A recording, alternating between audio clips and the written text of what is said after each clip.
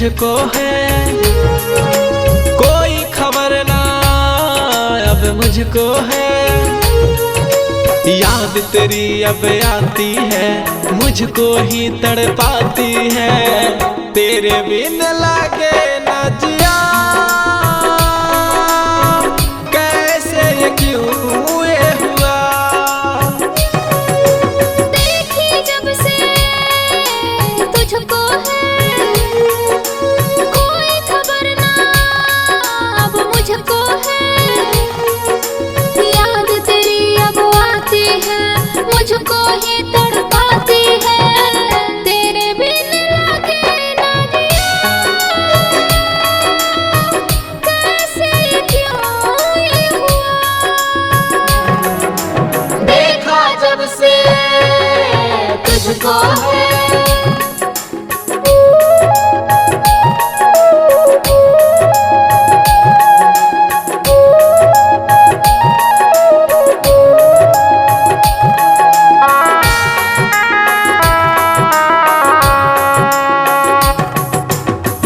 मन करे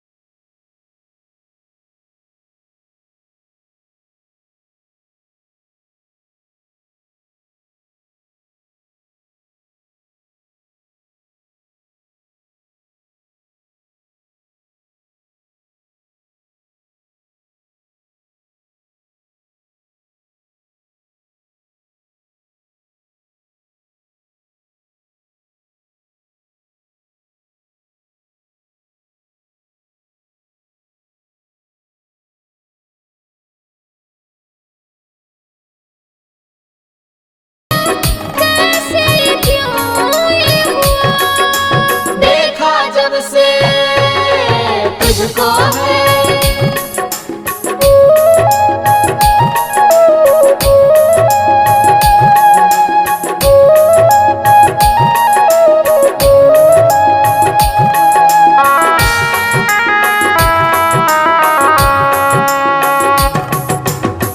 तेरे संग मैं तो खुद को भुलाया।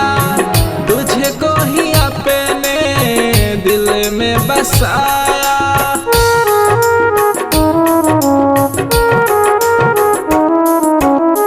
तेरे लिए मैं तो खुद को भुलाया।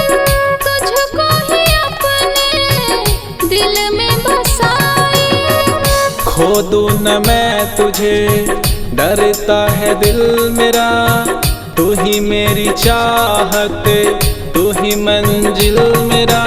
तुझको ही मैं पाऊं बिन तेरे न रह पाऊं। तेरे बिन लगे न जिया कैसे ये क्यों ये हुआ। देखा जब से तुझको है कोई खबर ना अब मुझको है। याद तेरी अब आती है मुझको ही तड़पाती है। तेरे बिन लागे न जिया